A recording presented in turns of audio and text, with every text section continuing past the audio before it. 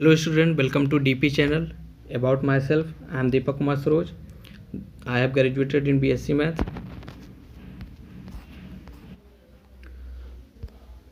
दोस्तों हमारा जो लेक्चर चल रहा है वो कॉन्स्टिट्यूशन ऑफ इंडिया में चल रहा है। आज हम जानेंगे पहले कि प्रेम्बल क्या होता है, उसका ऑब्जेक्टिव क्या है दोस्तों प्रेम्बल का, और इसके मतलब उस समय जब डॉक्टर भीमराव अंबेडकर सर ने जब कॉन्स्टिट्यूशन असेंबली में जो ड्राफ्ट किए गए कॉन्स्टिट्यूशंस को सबमिट किया था, उस समय का जो प्रेम्बल बनाया गया था और अभी जो प्रेजेंट टाइम प्रेम्बल है उन दोनों के बीच में डिफरेंट क्या है। फिर हम जानेंगे दोस्तों सॉवरेन का क्या मतलब होता है, सोशलिस्ट का क्या मतलब होता है, सेकुलर का क्या मतलब होता है, डेमोक्रेटिक का क्या मतलब होता है और रिपब्लिक का क्या मतलब होता है दोस्तों। तो स्टार्ट करते हैं दोस्तों।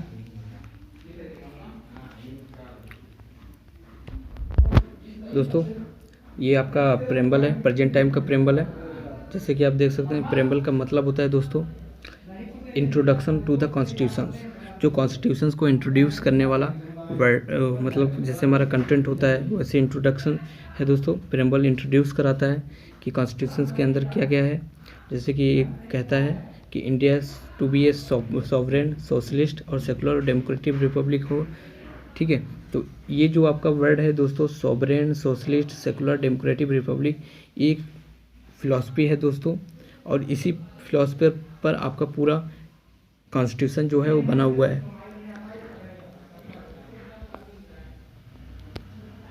और दोस्तों ये अडॉप्ट किया गया था 26 नवंबर 1949 को कॉन्स्टिट्यूशन असेंबली के थ्रू, और ये कम इनटू इफेक्टिव, इसको इफेक्टिव बनाया गया 26 जनवरी 1950 से ये इफेक्टिव में आया था दोस्तों। तो अब हम जानेंगे दोस्तों ऑब्जेक्टिव क्या है प्रेम्बल को इंट्रोड्यूस करने का। ऑब्जेक्टिव क्या था दोस्तों, जैसे कि इंडिया के जितने भी, इसका कहना था कि मतलब इंडिया के जितने भी सिटीजन्स हैं, ऑल सिटीजन्स ऑफ इंडिया, उनकी जो जस्टिस है, लिबर्टी है, इक्वलिटी है, उसको सिक्योर करें और प्रमोट करें फ्रेटर्निटी को। इसका पहला ऑब्जेक्टिव ये था दोस्तों। और दूसरा था यूनिटी और इंटीग्रिटी ऑफ द नेशन को मेंटेन करके रखे, इसलिए प्रेम्बल को लाया गया था दोस्तों।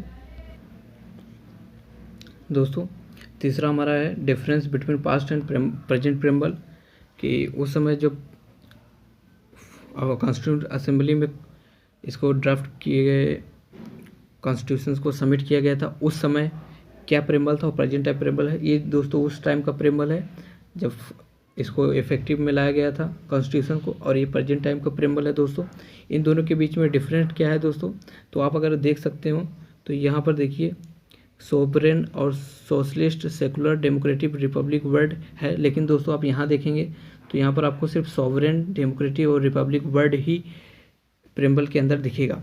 तो ये दोस्तों आपका आगे, ये उस समय नहीं चेंज, उस समय ये सोशलिस्ट और सेकुलर वर्ड नहीं थे, आगे चल के इसको ऐड किया गया था।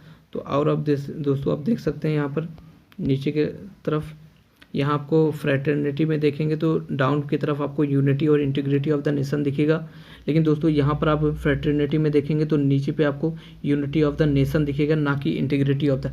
तो इंटीग्रिटी वर्ड भी आगे चल के ऐड किया गया था प्रेम्बल में। तो ये दोस्तों आपका प्रेजेंट का प्रेम्बल हुआ और ये आपका पास्ट का प्रेम्बल हुआ। तो अब हम दोस्तों जानेंगे कि ये कब ऐड किया गया था और क्या वजह थी ऐड करने की। दोस्तों ये 42nd अमेंडमेंट के थ्रू ऐड किया गया था दोस्तों।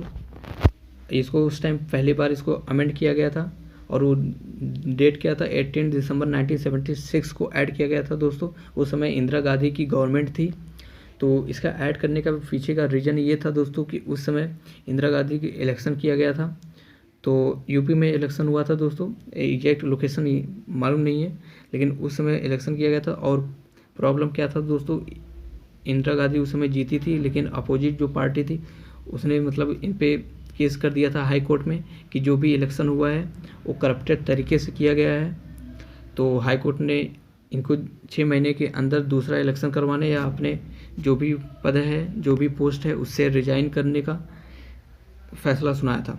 लेकिन इंदिरा गांधी भी कम नहीं थी, इन्होंने क्या किया, उसी टाइम इमरजेंसी लागू कर दिया कंट्री के अंदर, जिससे इनको टाइम मिल जाता कॉन्स्टिट्यूशन को अमेंड करने के लिए। तो इन्होंने क्या किया, कॉन्स्टिट्यूशन को अमेंड किया और बोला कि जुडिशरी को कोई भी राइट्स नहीं है दोस्तों ये एक वर्ड था कि जब हाई कोर्ट ने फैसला सुनाया तो इंदिरा गांधी इसको लेकर सुप्रीम कोर्ट चली गई।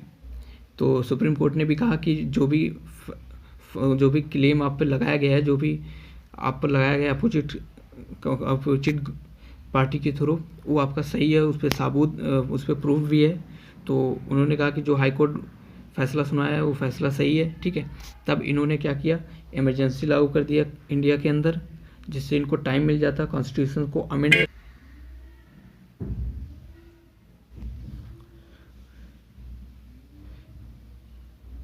जिससे इंदिरा गांधी को टाइम मिल जाता मतलब 42nd अमेंड करने के लिए कॉन्स्टिट्यूशन को। तो उससे इन्होंने अमेंड किया कि जो जुडिशरी है उनको कोई भी राइट्स नहीं है इलेक्शन को लेकर कोई भी फैसला देने का।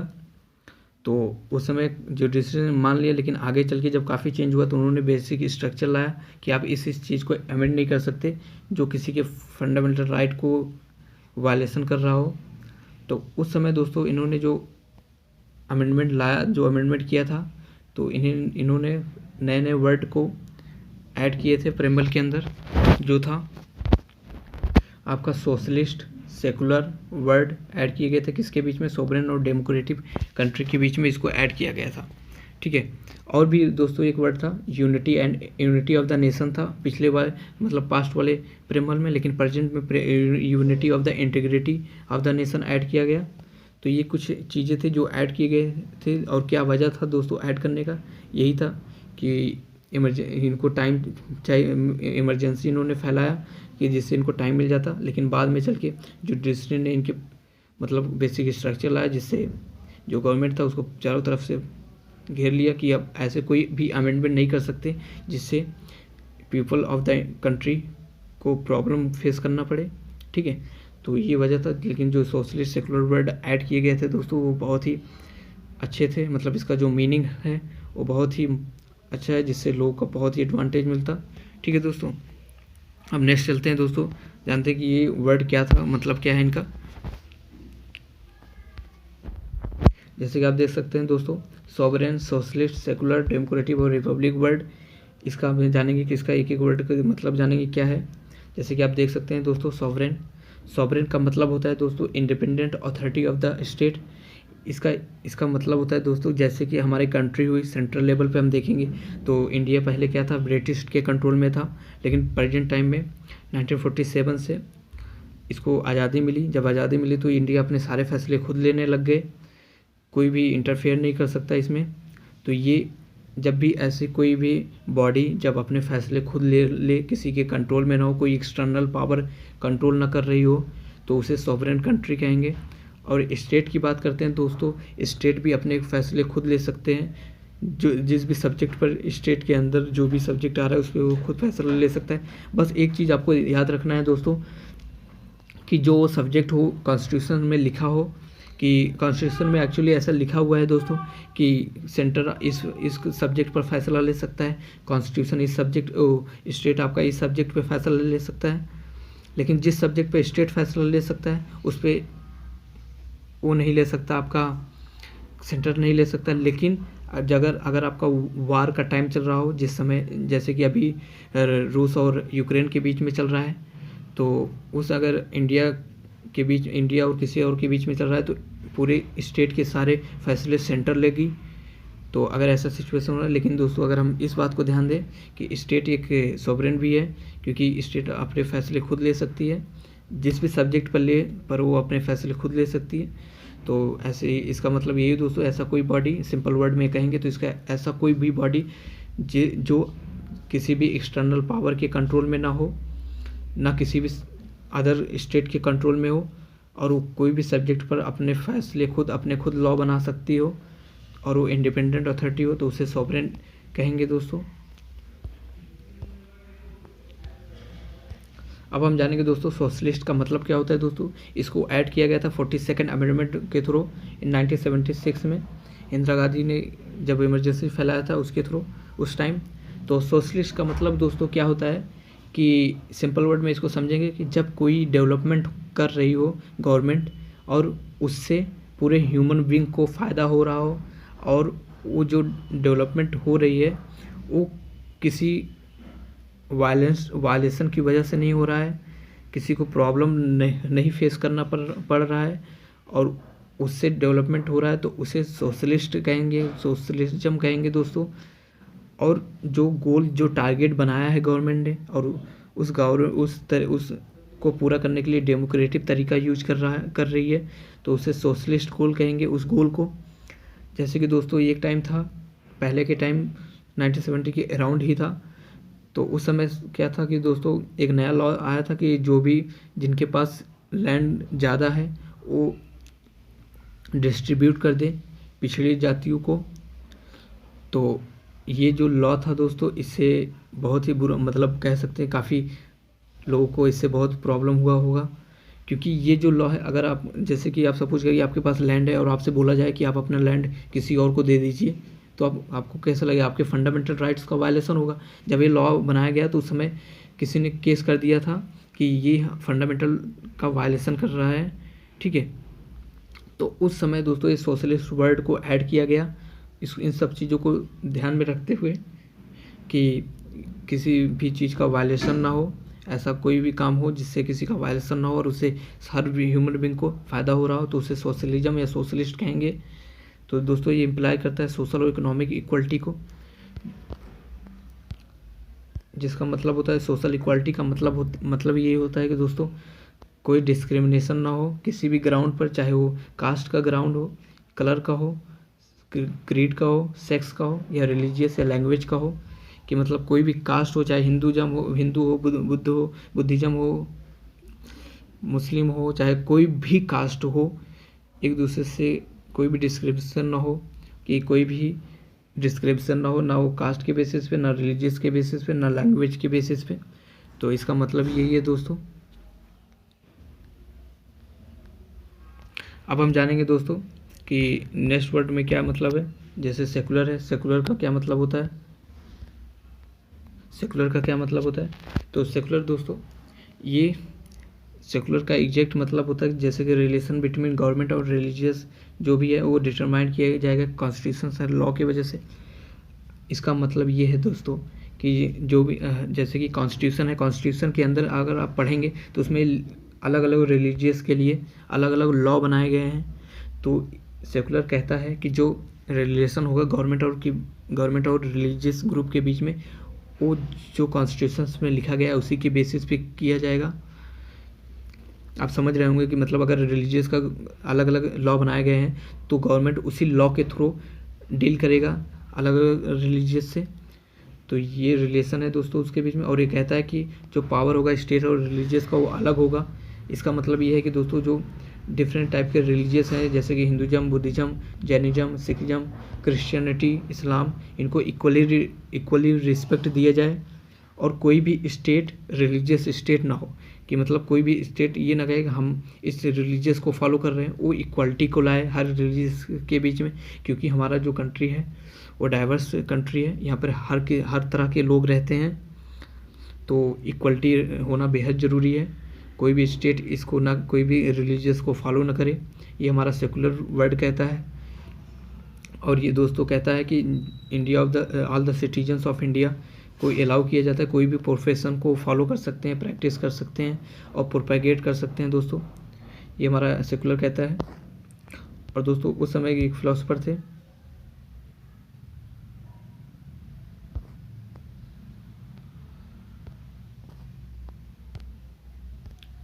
और दोस्तों अलेक्जेंडर वाइक्स करके उस समय के फिलोसोफर थे जिन्होंने सेकुलर को लेकर कुछ वर्ड कहे थे। जैसे कि इन्होंने कहा था सेकुलरिज्म एक पार्ट बेसिक स्ट्रक्चर है किसका, इंडियन कॉन्स्टिट्यूशन का।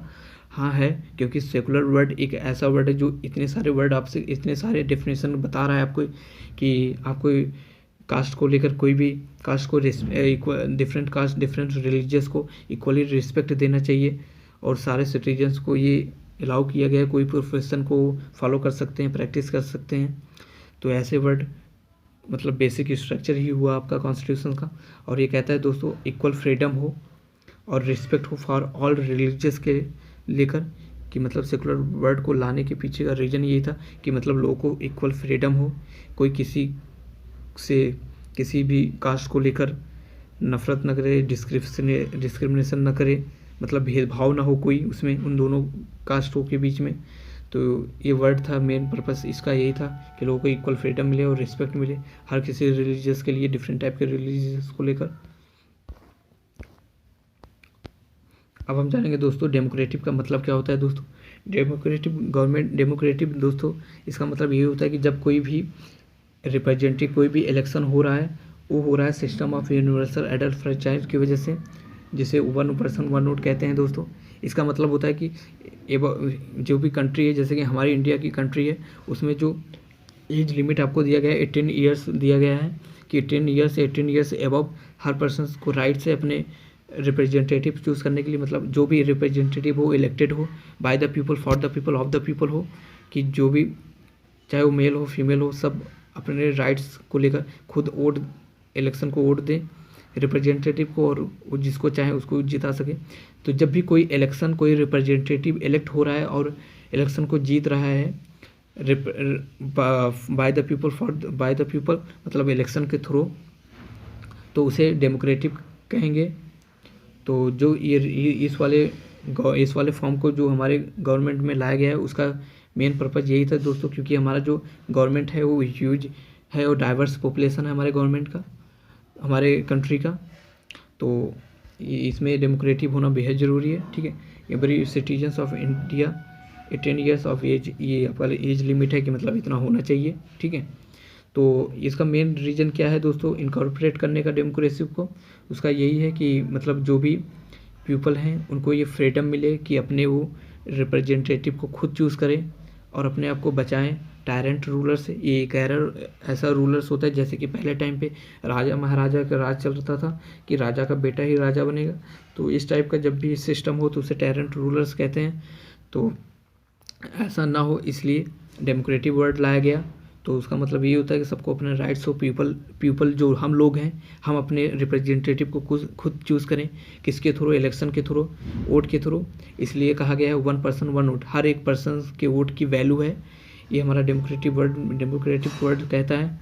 तो दोस्तों डेमोक्रेटिक का मतलब सिंपल सा यही है कि ऐसा कोई रिप्रेजेंटेटिव इलेक्ट हो रहा है, वो system of universal adult franchise की वजह से हो रहा है। इसका मतलब ये है कि चाहे इंडिया में फीमेल और मेल सब वोट दें जो 18 ईयर्स के हैं, 18 ईयर्स एबव हैं, तो सबको राइट से अपने रिप्रेजेंटेटिव को चूज़ करने का। पहले क्या होता था दोस्तों कि उस समय, जब इसी अपने ही कंट्री की बात करते हैं, तो उस टाइम क्या था, जब सिस्टम मतलब हम आज़ाद हुए थे, उस टाइम कुछ साल तक ऐसा हुआ कि फ़ीमेल वोट नहीं दे सकते, सिर्फ मेल ही देंगे।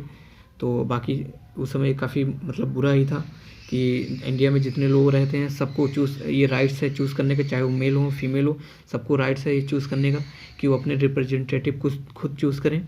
तो आगे चल के इसको चेंज करके लाया गया कि system of universal adult franchise, जिसका मतलब होता है चाहे वो मेल हो फीमेल हो, बस एज लिमिट इतना होना चाहिए कि 18 ईयर्स हो, 18 ईयर्स से एबव हो, वो अपने रिप्रेजेंटेटिव को खुद चूज़ कर सकते हैं। तो डेमोक्रेटिक का मतलब यही है दोस्तों। कॉन्स्टिट्यूशन ऑफ इंडिया, रिपब्लिक का मतलब क्या है दोस्तों, हम ये जानेंगे।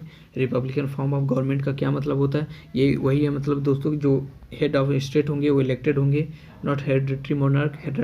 हेरिडिटरी मोनार्क का मतलब ये होता है राजा महाराजों वाला रूल नहीं होगा कि राजा का बेटा ही राजा बनेगा, ये रूल नहीं होगा। हेड ऑफ स्टेट हो by the people for the people of the people होंगे। ये वर्ड डोनेट करता है दोस्तों गवर्नमेंट को, जहाँ पर जो भी public, no one hold public power as a proprietary rights. इसका मतलब प्रोप्राइटरी राइट्स का मतलब ये होता है दोस्तों कि कोई भी रिप्रेजेंटेटिव परमानेंट नहीं होगा, बल्कि फिक्स टेन्योर के लिए होगा। जैसे कि पीएम का इलेक्शन जो भी होता है वो 5 साल के लिए, हर 5 साल बाद होता है, तो कोई भी राइट्स उनके पास परमानेंटली नहीं रहता है। तो यही है कि डेमोक्रेटिक रिपब्लिक्स का जो हेड ऑफ स्टेट होगा वो इलेक्टेड होगा, डायरेक्टली होगा, इनडायरेक्टली होगा, फॉर द फिक्स्ड टेन्योर के लिए होगा। तो रिपब्लिक का मतलब यही होता है कि ऐसा कोई रिपब्लिक फॉर्म ऑफ गवर्नमेंट का मतलब ये होता है कि जो भी इलेक्शन हो रिप्रेजेंटेटिव का हो, वो पीपल्स उसे चूज़ करे और फिक्स्ड टेन्योर के लिए हो। ये रिपब्लिकन फॉर्म ऑफ गवर्नमेंट का होता है दोस्तों। यहाँ पर आप देख सकते हैं इनडायरेक्टली वर्ड इंक्लूड किया गया है। जैसे आपका प्रेसिडेंट जो होता है वो उनका इलेक्शन इनडायरेक्टली इलेक्टेड किए जाते हैं और फिक्स्ड टेन्योर के लिए होता है दोस्तों। इसका मतलब ये है जैसे कि हम पीएम लोगों को और सीएम को चूज़ करते हैं, तो ये लोग प्रेसिडेंट को चूज़ करते हैं, तो इनडायरेक्टली है, पर हमने ही इन्हें चूज़ किया है क्योंकि हम जिसको चूज़ कर रहे हैं एक्चुअली वो इनको चूज़ कर रहा है, तो इनडायरेक्टली यही हुआ कि हम ही चूज़ कर रहे हैं दोस्तों। तो इसका रिपब्लिक का मतलब यही था दोस्तों। यहाँ एक वर्ड और है दोस्तों, अब्सेंस ऑफ प्रिविलेज क्लास के, मतलब प्रिविलेज क्लास का अब्सेंस होता है इलेक्शन में। इसका मतलब ये है कि वही है दोस्तों कि उसमें जैसे कि राजा था तो राजा का बेटा राजा बनेगा, तो उसको ये फ़ायदा था कि उसके पापा राजा थे, तो सॉरी उसके फादर राजा थे, तो उसको भी राजा बनने का मौका मिला। तो ये प्रिविलेज क्लास है, लेकिन हमारे कंट्री में ऐसा कुछ भी नहीं है। और ये कहता है कि जो भी पब्लिक ऑफिसर होंगे वो ओपन होंगे एवरी सिटीजन विदाउट डिस्क्रिमिनेशन, कि जो भी पब्लिक ऑफिसर होंगे गवर्नमेंटल जो भी होगा वो हर एक सिटीजन्स के लिए ओपनली इक्वली फ्री होगा बगैर किसी डिस्क्रिमिनेशन के लिए। तो दोस्तों आज का लेक्चर इतना ही। आने वाले लेक्चर में हम जानेंगे कि लिबर्टी और फ्रेटर्निटी, इक्वलिटी और जस्टिस का क्या मतलब है। इस लेक्चर में हम नहीं कवर कर पाए, नेक्स्ट लेक्चर में हम कवर करेंगे दोस्तों। और पार्ट फिर उस समय आर्टिकल को भी स्टार्ट करेंगे दोस्तों। आर्टिकल फर्स्ट क्या है और आर्टिकल पार्ट फर्स्ट में कितने आर्टिकल कवर होते हैं, इन सबको हम समझेंगे दोस्तों। तो दोस्तों आज के लिए इतना ही। Thanks for watching. Please like, subscribe and share. Thank you.